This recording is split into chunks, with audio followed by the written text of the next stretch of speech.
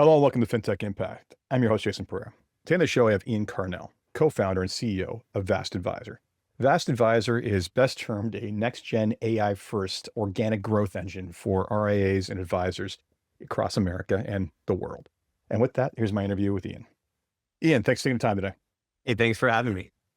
Ian Karnell, it is a pleasure to finally get you on. Full disclosure, I advise Vast Advisor and got to know Ian for quite a while. One of the more exciting, if not the most exciting product I've seen, especially as an AI native product in a long time. Tell us about Vast Advisor. Yeah. So Vast Advisors, and you've set it up nicely. We're an AI native programmatic client acquisition system designed specifically for wealth, for financial advisors. The problem statement that we're solving for is that there's advisors spend $8 billion annually on driving organic growth for their practice. Most of that rooted in traditional, outmoded growth tactics. When you consider that, $84 trillion is shifting hands to digital first generations, some of these traditional tactics, the steak dinners, the referral marketing, referrals will always play an important role, I think, in any business sector. Generations, the wealth sector has been a laggard in embracing digital transformation, I think, just writ large. And we're attacking that $8 billion problem with an AI native solution to help drive programmatic, systematic for advisors. Yeah. So you hit upon a number of interesting notes there. In particular, I think about the millions upon millions of dollars that are paid for hot leads for cold calls. And I think to myself, oof, Yep. That's an interesting one. And then, but it's also not surprising, the entire ignoring of the digital first environment, simply because where's the money? Boomer generation, right? Those are the ones who've had it. So That's right. you typically meet them where they are. But now that the great wealth transfer is happening, things are changing. All right. So talk about the history of Vast Advisor. How did it come to be? Yeah, I've been in the wealth sector for many, many years. My very first startup was a digital agency based in Boston, and our very first client was State Street. We were their digital agency record, their very first one. And that's what vaulted my twin brother, Jeremy Karnell, and I into wealth. Fast forward a number of different big data ventures, tech ventures. Our most recent wealth tech venture that we exited from was a practice management tool by the name of Trulytics. We sold that to Envestnet. And while at Envestnet, my brother is leading data solutions and AI at Envestnet. He's still there. While I was there, I was charged to stand up essentially an alternative to a smart asset. You mentioned cold calling. Yep. Lead brokers are another big expense line item for wealth. One of the bigger RIAs that I know out there spends $18 million a year buying leads at an average cost per lead of $465. And that's common within this industry. And that represents a lion's share of that $8 billion expense, that market expense. And so Envestnet was really interested in coming up with an alternative to a smart asset. For the record, many people are interested in coming to a smart asset. Everyone I talk to is, all right? Everyone I talk to is, exactly. But they were interested. So I believe Envestnet had offered smart asset $1 billion. It was like this is when they were so publicly traded and Bill Krager was still the CEO, and that deal never materialized. And soon after, I was asked to lead a team internally and part of an AWS team to architect an alternative to a smart asset that would be natively integrated into the Envestnet ecosystem. And a year after that, and navigating the halls of corporate and innovation within corporate, made a decision to leave Envestnet to go actually solve this problem from a startup, from where I'm most comfortable building innovation from a startup perspective, not within the confines of a large corporate bureaucracy. And so that's really where it spawned from. I left and I decided to go attack this problem head first with AI kind of front and center, and really be at the forefront of building a truly AI native solution to the problem. Excellent. All right. So let's talk about the solution you built, which I like to describe to everybody as the slickest solution I've seen. And what I will say, and again, I would commend you on this, Thank you. So backstory, I was having a conversation with another fintech founder yesterday, and they're like, oh, what are you seeing? I'm like, a lot of things that are annoying me. And they're like, what do you mean? I'm like, a lot of the, oh, look, we're in AI X software, right? Take an existing software in space, and now we do AI. And it's, okay, great. Let's see how you reinvented the experience for the artificial intelligence world. And it's, oh, you have a chatbot in a crappy version of the other thing that came before that you expect people to then prompt. And all of the use cases are base level use cases. Right. can get like data extraction or answering question, like all the basic stuff. You haven't actually rethought the job to be done or the workflow whatsoever. You completely missed the point. You're letting the solution get ahead of the problem. That's correct. And so what I will say is that, again, with other companies I speak to that coach on this, you were one of the first ones out of the gate, I think, with the incredibly well thought out use of AI to solve a problem, but not as the solution in search of the problem, but as the solution serving the problem. That's correct. And that's how we approached it. Our team leveraging AI tools that obviously, this is the first generation of startups that have had access to these types of tools. I think it forced us to think differently from the very beginning, from a product design and development perspective. There were a couple of guiding suppositions that we had out of the gates. One was that AI would make software relatively commoditized, that everyone has access to these tools. And it was, be it now or later, AI will catch up, and a competitor to a vast advisor from just purely a software perspective wouldn't be something that would shock us relatively quickly, because again, the barriers for software development leveraging AI tools is relatively low today. So your competitive moats aren't going to be necessarily in the software. You may have a head start, you may have a first mover advantage, but the greater moat was going to be around the models and the agents and the workflows powering the application. And so we really started there at the core, so that when we were solving for how we would help an RIA identify their ideal client profile, and then size that ideal client profile, determine how competitive other RIAs were competing for that ideal client profile, among 5 other different variables that we have that factor into defining the ICP for that specific RIA. That then led to, how do you activate those audiences? How do you build audiences around those profiles? How do you activate those audiences? How do you determine the appropriate channel mix and messaging strategy? How do you implement a AI optimization protocol that is, seamlessly part of the workflow? And how do you help an RIA even determine the appropriate return on ad spend and the budget to launch a campaign specific to that audience? And I think that's important, especially when we look at what's happening with margins in this space. And so I think the space has benefited wildly from a lifetime customer value to CAC ratio that affords a multi-billion-dollar RIA to spend hundreds, if not thousands of dollars on a lead, knowing the lifetime customer value is going to more than pay for it. Now, with margin compression, and I think radical margin compression over time, I think it's going to force the industry to begin to act according to other industries in the way that they think about the efficiency and the efficacy of campaigns when they're targeting a particular segment of the market. Interesting. There's a couple of key points there. One, I think the margin compression that's happened largely has happened on the manufacturer side. It's happened on the fund manufacturer side. So you see how much fees have come down in the last 20 years. And frankly, sooner or later, there's no blood from a stone. Like, you can't get cheaper than some of the basis points you have, or it's not material. So every industry faces pricing pressure over time as the competition increases. So to date, what we've largely seen is advisors at least that have expanded their service offering have managed to keep their margins, if not expand them. However, over time, if we can't continue to evolve, that will see pressure. I always make the point that the 80s style broker doesn't make the money per transaction they used to back in the day. That's right. And largely the efficiencies have gone towards reducing head office overhead. That's so correct. At some point, we're going to have to start giving some of that back as things become more competitive. So I'm with you on that, but I think we'll see how that plays out. But then, as for your comment on customer acquisition versus lifetime value, there's another reason why private equity started getting into this industry. So they can do the math, whereas we weren't doing the math. They can do the math. I remember doing a Kitsis seminar, and he asked the question of, like, how much did you pay for this client? It was $1 million client, call him 40 years old, ideal situation.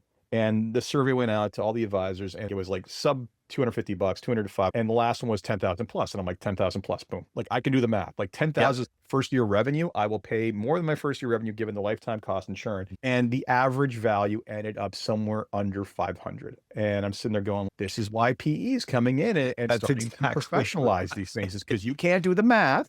I was like, oh, but it doesn't mean you get them where they're not going to leave it. So look, churn rates are really low. You get 10 of those, maybe one leaves, but you're still laughing for the rest of it because it's Yep. so Yep. yes, everything tracks. So you talked about the general thinking about it. Let's talk about the experience of it. Okay. Someone goes in, whether it be the person in charge of marketing, whoever's the user is in this, and they are going to start a marketing campaign about what they experience when they log in. Yeah, great question. I can point them to our website, vastadvisor.ai. If you click on the features tab, you can see a 30-minute high-level demo video of the application. You can track what I'm about to describe from a video that streams right from our website that presents a demo of the application. When a user first registers or when a firm is setting up their RIA on the application, one of the first things that we ask them to do is to enter their URL. We have an onboarding agent. We have about 6 different agents in the workflow that work together and independently, depending on the various tasks and the use case specific to the task. And we have an onboarding agent who's tasked with helping the user essentially configure the application correctly. And by entering the URL, it gives our onboarding agent the ability to scan the RA's websites, do a Google search, look at the Form ADV, among other things. And it begins to assemble the app settings for the firm, such as what's your firm fee rate, what is your firm's brand identity, making sure that that's all configured correctly. And most importantly, what are the ideal client profiles for that specific firm? Now, our ICP agent and our onboarding agent work together to infer 3 top ideal client profiles for the firm. A firm can define their own as well. We have a click add ICP. They can simply describe their ideal client profile, and our agent will go out and look at Pew Research, look at all of the audience data across all of the different social media and ad platforms, and begin to formulate a very data-rich segmentation profile for that ICP that is geographically, psychographically, and demographically specific. So once that's foundational, right? Understanding who you're targeting to drive your organic growth strategy. Who are your audiences? How do you define them? What is their psychographic profiles that helps you understand their pain points so that we can build copy and creative that resonates with those target audiences. So you first start by defining the audiences. Once those are defined, you can start standing up campaigns. Step 1 is then pick one of the audiences you've defined. Step 2 is allowing our ad builder agent to refine your unique value proposition. So it's not a one size fits all UVP. It will look at the unique value proposition within the firm settings and rewrite it to be specific to the audience you're targeting.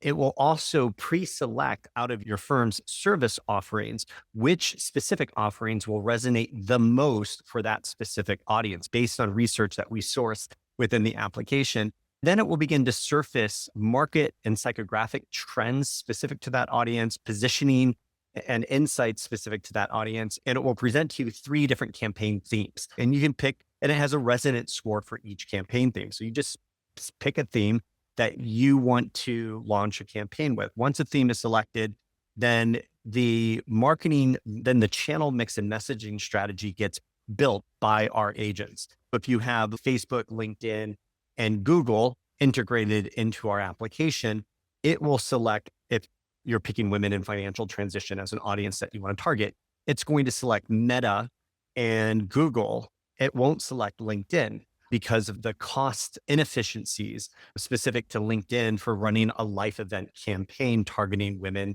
in financial transition. Whereas Meta makes a ton of sense and scores the highest out of all of those channels because 80% of women age 54 and up are on Facebook daily. Women's groups within Meta specific to life events have grown 60% year over year. And engagement rates targeting women in financial transition have a 25% higher engagement rate than for those specific campaigns on Meta. So the platform pre-selects Meta and Google in this case. And then the next step is to determine your return on ad spend based on a daily budget that our AI recommends. Now, you don't have to go with that recommendation. We give you a toggle to dial it up or dial it back. We dynamically then show how the return on ad spend multiple changes. But more importantly, we can forecast the number of leads that will be generated from that campaign, the number of qualified initial calls that will be generated from those leads, and the number of conversion events that you should anticipate based on those initial calls. and then forecast what that projected AUM is and net revenue is for the firm. Once that's all configured, you click next, and our platform builds out the campaigns. In this case, it'd be a Google campaign and a Meta campaign with complete compliance oversight from our compliance agents. So for any Gen AI copy or human entered copy into any of the campaigns, we're constantly monitoring that against every single one of the SEC and FINRA guidelines. And so to the extent that there is a flagged issue, it happens in real time.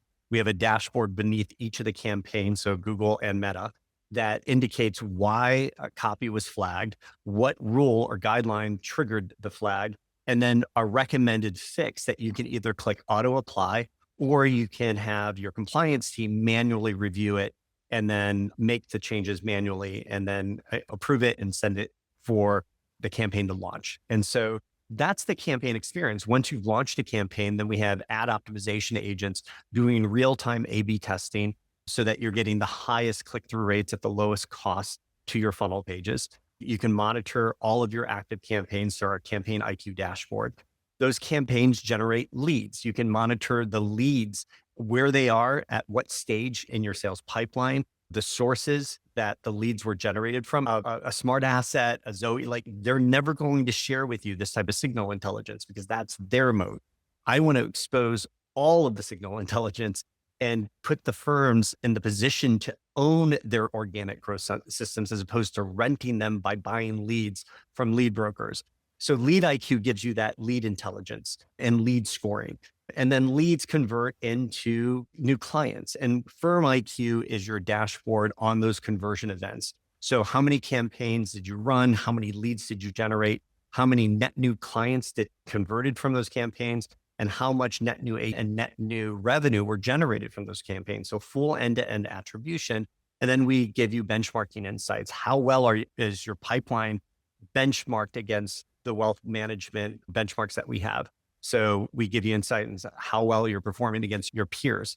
And then we have Compliance IQ, which is a dashboard into all of the different flagged and resolved compliance events. We have reporting, daily compliance reporting. We have campaign audit trails, and we have regulatory experts all built in and integrated within the platform. And we have a compliance monitoring agent as well that's constantly looking at the SEC and FINRA websites, so that any new guidelines or any new regulations that are published are immediately surfaced in our applications. We do an AI analysis of those new guidelines and what it means for that specific firm. And we indicate for the firm whether or not our compliance agent has been updated with those new guidelines so that it's as current as the new guidelines are published. We have our Vast Advisor IQ, which is our fine-tuned model dashboard. So we built the application with fine-tuned models at front and center so that the application improves over time. The more audiences that you build, the more campaigns that you run, the more cost-effective it is, the better the application gets at targeting those audiences, should over time lower your cost per lead. So that's the experience. Just that. That's a good thing you're the Just most that. energetic people I've ever met, because what you just covered is a lot. So Yeah. let's Yeah. go back and unpack a bunch of it, right? Because really, one of the things I said early on was you had made a couple products, not just one. Yeah. But let's go. The core offering comes Yep. down to the marketing engine that you basically did. And all those things you talked about, identification of ICP. So oftentimes advisors don't really even understand who making the real money from. So Right. figuring out what is your ideal client profile? You don't know? We'll tell you. Right. That's right. To let's confirm this is who you're doing, to this is how you should market to them, to here's how you're going to market to them, to here's where you're going to market to them, to That's right. here, let's market to them and measure all of that. That's And right. what I love about what you did is the human in the loop way that you basically have designed is what I referred to, and hopefully this catches on one day, but I doubt it. I don't know the podcast listenership's good enough, is a validation engine. Like what Yes. you've done is human in the loop specifically to validate. It is the amount of input I have to do is solely, did you get this right? End of story. And you built it in at all of the logical checkpoints in the journey from start to finish of all the jobs to be done, so that at the end of the day, you don't get this Frankenstein's monster at the end that made these weird assumptions early on because it went to a certain place it wasn't supposed to. Your course That's right. on the way. I have to say, when I saw it, I was like, oh my God, this is like the most powerful marketing engine I've seen thus far, and exactly what is necessary to market to specific cohorts as opposed Yep. to everybody. Because said it before, when you market to everybody, you market to no one. Right. So that's the first product. Second product, we can talk about the second important one that really is another massive aggravation for people is the compliance aspect of this. Yep. Like the You fact couldn't solve for one without the other. They're yeah, so it's like, here we solved your problem and created another one. Like, thanks. We're just going to replace all our marketing people with compliance people now because now that you've turbocharged one, we need to. Yeah, so you did that. And then the lesser issues about being able to broadcast like social media campaigns, everything else, right. like that's valuable as well. There were solutions out there before, but integrating that into one platform was the smart thing to do because you had on the compliance layer. And Yep. then and of course, big surprise for a guy who came from started a previous company where business intelligence and data is the most important thing, that you figured out how to loop in the business intelligence and data and measure all of this so that we don't just the old marketing thing. Half of it works. We just don't know which half. Half of it. Yeah. Like, yeah, speaking against the wall issue. Like you're literally saying, no. We've gone from a shotgun approach to not quite a rifle, but pretty narrow muzzle range. And once we get this going, it will narrow down to a laser. And it has a real fundamental impact to the firm's valuation at the end of the day. Those firms that own the intelligence around what drives organic growth, what is predictable, scalable, repeatable growth, are valued at 100% more than firms that have no idea. We've seen it in the PE deals that have happened with the three largest RIAs. And the three largest RIAs, yes, they did a lot. Some of them did a lot of acquisitions, but they also channeled organic growth. So without that, like this is how you go from 14 EBITDA to 20 plus. That's exactly right. So we want to equip them with all of the signal intelligence, the end-to-end attribution that gives them the ability to be able to make smart budgeting decisions, to drive more cost-effective leads that are high value for the firm, to be able to demonstrate that it can be done over and over again. It becomes an asset for the acquiring firm over time. They're not having to build something from scratch. They're not having to rely on sheer strategic acquisitions as a way to drive growth for the firm. At its core, without the automation, like in principle, this is how large enterprise markets, right? They market through channels, they market through digital channels, they know what their ROI is, they measure all of this stuff. Unfortunately, the larger they get, they typically market again to everyone as opposed to anyone specifically. The only way you compete, and that's gotten really expensive, right? Like the Google AdWords campaigns for financial planning. However, financial planning for women in transition in the Massachusetts area, I'm sure that's a heck of a lot more affordable, right? 100%. I think there's a practice management use case, right? That supports. Well, you built the practice management into it. This is the brilliance of it. Is you literally, instead of, hey, here's a tool you can use once you figure all this stuff out and go to use it. You built this is how you use it into it. Which is why our go-to-market, in the first year of the business, we launched an MVP, onboarded over 30 RIAs, have been running campaigns, have some great case studies, have some good benchmark insights. And it's really informed the enterprise product that we're launching in beta this quarter and 1.0 in early Q1 is the enterprise will have a subscription for the RIAs to go directly to. I think you mentioned larger RIAs and the marketing expenditure and the capability of being able to run these campaigns, I think have been the domain of the multi-billion-dollar RIAs. They've had marketing teams, they've had consultants, they can afford agencies, they've done all of that. And I think, one, this will resonate with them. We've had conversations with some of the biggest RIAs out there where a couple are going to be in beta with us this quarter. And so I think, though, that there is a longer tail of RIAs, the ones that don't have the budgets are also going to find value in this tool because it replaces the need to have an agency. It replaces the need to have a good set of consultants. And over time, we built an agentic framework within this. We haven't even talked about that yet. That is built so that, again, we're skating to where the puck is going, not where the puck is today. I wouldn't argue that there's any business that would just hand over their marketing campaigns, their budgets, and all of the decisioning over to AI today and just put it into autopilot and hope and pray for the best. You'd be amazed how many startups I talk to that are taking that approach. And I'm just like, are you out of your mind? I think there's a bridge, and that bridge we built, we call an agentic framework. And so we have an agent IQ dashboard that is giving visibility into how the agents are performing, what tasks they're working on. Over time, it's there to build confidence in the agents that are powering the application so that at some point down the road, you can toggle on autopilot mode. we give you additional toggles to be able to set sensitivity thresholds on the agents. Do you want the agents to be less active or more active? Do you want activation triggers? So an example of that is, do you want your ad optimization agent to trigger after 24 hours of performance data, or when return on ad spend drops below a certain threshold?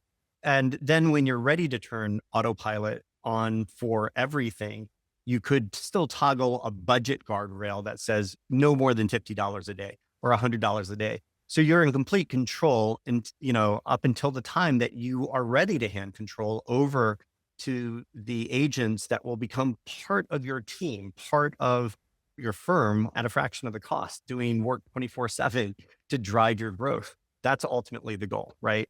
And I think that's going to be relevant for the smaller RIAs as much as it is for the bigger RIAs out there.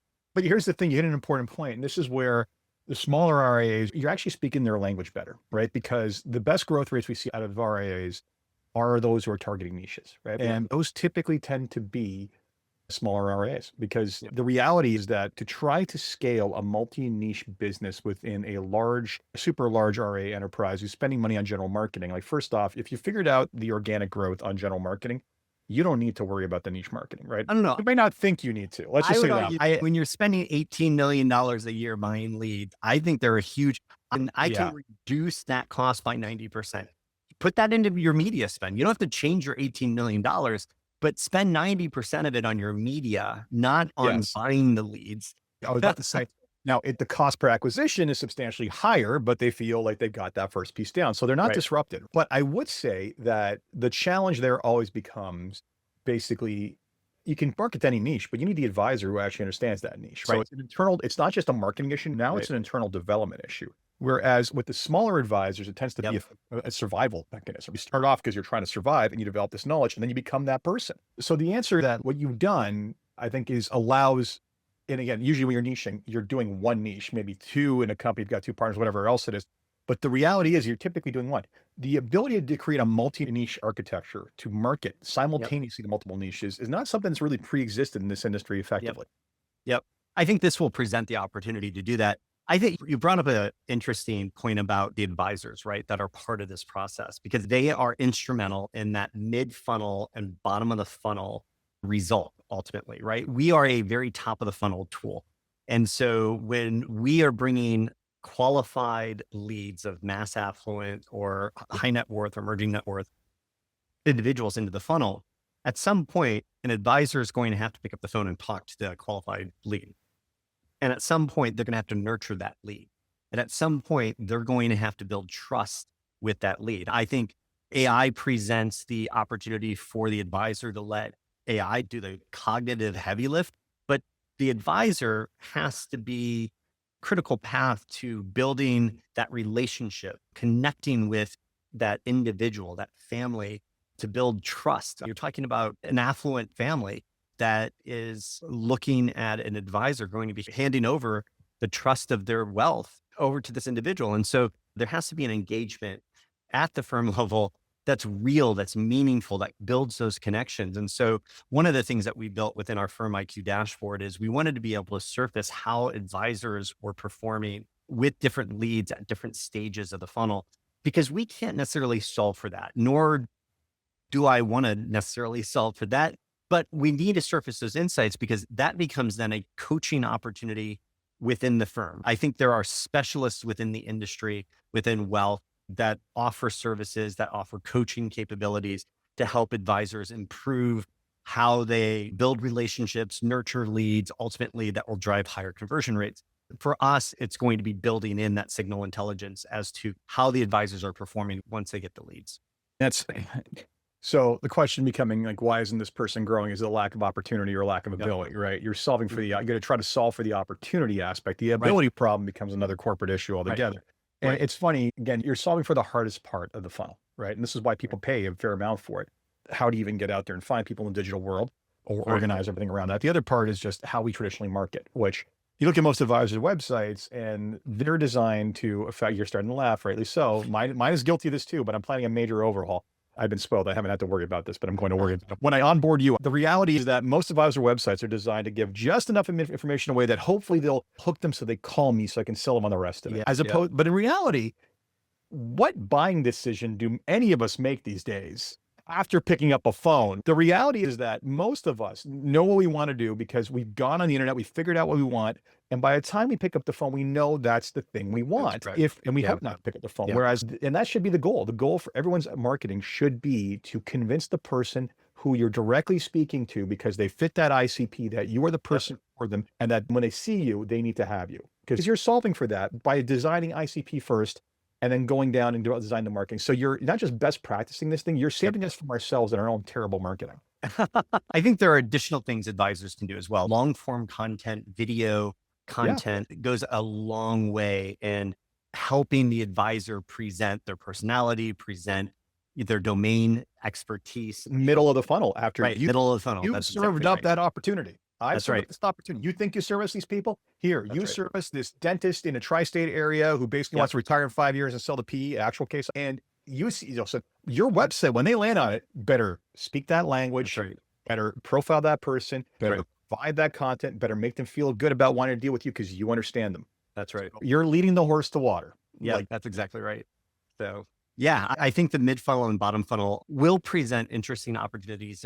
We have a roadmap that begins to identify where there may be some innovations in mid and bottom of the funnel that we may decide to play in the next couple of years. But right now we're exclusively top of the funnel focused and really focused on building an application that's powered by these fine-tuned models and really bringing that competitive differentiation, that asset for the very first time to the firm level and to the enterprise level. When I say enterprise level, I mean like the broker dealers, the asset managers, the custodians that have large independent networks. And a big part of our go-to-market is focusing on talking to those practice management teams, presenting to them the value proposition of an AI native organic growth platform that will help to accelerate assets on platform, help them retain assets on platform, and dramatically lower the cost of those expenditures the $8 billion that represents organic growth today and expense. It is a massive opportunity. And one of the key opportunities in this industry, anything's got to grow my business, is something people are going to pay for. And that's why we're seeing that said, again, as we saw, they don't necessarily do the math right, but I think that time is changing. All right, frankly, let's talk about the future. You said moving down funnel. So thoughts on how you're going to empower the advisor with AI as a tool, not for a job to be done, not the other way around. In the rest of the funnel. And again, putting you on the spot here, because I think what you did was so well thought out that asking for an off-the-cuff conversation of this is not doing you justice. Yeah, I think for us, the next step is we've done a good job with a bespoke AI ad platform that has really thoughtful integrated compliance workflows and dashboards that present end-to-end attribution. That's what we're launching with. And I think there's a lot there. What you'll see beyond that will be an introduction of how funnels get designed and built and fully integrated into our campaigns in a very similar way that we're building the campaigns. Funnels can be built, can be designed to present copy and social proof points from the firm's perspective through a couple of clicks so that when you think of it from the user experience, it doesn't become a disjointed Frankenstein experience, right? So somebody who's seen a LinkedIn ad or a Google ad or a Reddit ad for your firm with very specific value propositions targeting a very specific niche, and you click on that call to action, you want to arrive at a funnel page that was purpose built for that audience, that speaks directly to that audience, that presents lead magnets that would be valuable to that audience. And so there are a lot of different funnel applications today, very few that have been bespoke to wealth. And so what we want to do is solve for that next, because I think when you think about mid-funnel, that's where a lot of that top to mid-funnel drop-off is. So you can get the leads to your landing page, to your funnel, but if you're not doing an effective job qualifying them there, if you're not doing an effective job presenting a compelling value proposition for them to fill out a lead form, then it's a missed opportunity. And so I think you're going to see a lot of innovation from Vast in the next phase of our product development focused on social media and funnels. Those are going to be the two areas. Fair enough. Again, I think there's a lot of opportunity. You did the hardest part, the top. To me, every other tool I've seen is largely towards the middle. So you did the largest part, the hardest part. And as you move down funnel, those opportunities will present themselves. And maybe one day you'll get to the point where I just show up and the client's already signed up. I don't know. I doubt that. If that's the point, then we got problems of a different type. So before we wrap up, there's 3 questions I ask you to end on a positive note. The first one is, if you had one wish, something you could change in your company or the industry as a whole, what would it be? Oh man, industry as a whole, no more steak dinners. Think what's wrong with steak dinners? Rubber chicken's the problem. I said it. Rubber I chicken's said the that problem. Future proof on that. So it's a cheat on the InvestNet podcast. You're like, what would you get rid of? What would be your wish? I'm like, yeah, no more steak dinners. Did they come with an invitation that says this dinner is specifically for clients who have over $500,000 to invest? Because that's always a real nice way to make people feel special when they get that far, exactly. Right? Oh, thank you for telling me that I'm too poor. That's right. Get your steak dinner. Maybe I'll just go show up out of spite. Okay. That's exactly right. So that's the first one. Yeah. All right. Second question. What has been the biggest challenge in your company to where it is to date? Oh man, keeping pace, right? AI is evolving at a logarithmic rate and it's keeping pace. I think that's a big part of it. One of the ways that we're mitigating that is by making sure that we're attracting into our team some of the best and brightest in the industry. We're going to be excited to announce in the next week or so the addition of a chief data officer. It's one of my close friends, a former Harvard professor of statistical analysis, and just one of the leading minds in machine learning, big graph data. And so that's central to our value proposition. When you're putting fine-tuned models in the middle of powering the application, you want to make sure that you have some of the best academic minds who are at the forefront of driving this, helping to lead your product development. So that's one of the ways that we're mitigating. As someone who subscribes to multiple AI newsletters and has to scroll through them every morning to see what else came out. And then just like today, where someone's like, oh man, have you tried this? You tried the new Google anti-gravity. I'm like, dude, it just came out today. I'm going to find out. Okay. Give me 24 hours. Give me a break here. Anyway. So yeah. So basically that's where we're at. And then the last question is, and this was when knowing you, it's going to be a fun one. What excites you the most about what it is you're working on and keeps you engaged to fight the good fight? It excites me and terrifies me at the same time. I'm in this chrysalis state of this gooey middle phase. I'm not sure where it's going to end up, if I'm going to be a moth or this beautiful butterfly at the end of the day. When you look at super intelligence and you look at agentic, it excites me on one hand, right? Because of what that can present. I think it can become the corporate Ozempic. Certainly, we've seen how that's beginning to impact some large corporations to make decisions around middle management, right? Look at AWS, look at UPS. What happened this quarter alone or in Q3 was pretty dramatic. I think we'll see more of that going into next year. So on one hand, there's a huge excitement and opportunity around what it can present to companies to drive automation and efficiencies. But on the other hand, you look at what that's going to mean to the workforce and what that's going to mean. I think corporate profits are going to take a giant. I think the stock market will reflect huge profit gains from large companies going into next year, while at the same time, we're going to see a hit to unemployment. So that concerns me as well, right? When you're in AI and you look ahead a couple of years and you read like the AI 2027 research and you look at the predictive models of where this goes, on one hand, it's super, super exciting, but will keep you up at night. So that's the best answer I have for that. Look, I hear you, but the more you spend in the AI world, it's really hard not to worry about these things. I'm going to pull us back to the human side and say that organizational change is a lot harder than we give it credit for. And the cost of acquisition or starting up something to compete with a large player is also, if it's not differentiated enough, difficult to actually compete with. So I'm a believer that we'll get there to these things, but I think that disruption is slower than most of us give credit to when we basically are sitting there looking at fearfully at what could be. My question becomes, is this the first and last generation of startups led by humans? Is the next generation going to be AI led? And if not, when do we hit that tipping point? That'll be an interesting time. It will, yes. When it comes to the point where the AIs are telling us what we need before we actually know we need it, that'll be interesting. Yeah. And it's not beyond reason. That's all right. Ian, my friend, thank you so much. Thank you. Thank you. So that was today's episode of FinTech Impact. Hopefully you enjoyed that. I am not just saying this because I advised the company. Literally, when he showed me it, I jumped out of my seat. It was the slickest marketing tool I've ever seen. So please check out Vast Advisor and watch the video. As Ian said, you can find it. As always, if you enjoyed this podcast, please leave a review on Apple Podcasts, SoundCloud, Spotify, or wherever it is you get your podcasts. Until next time, take care.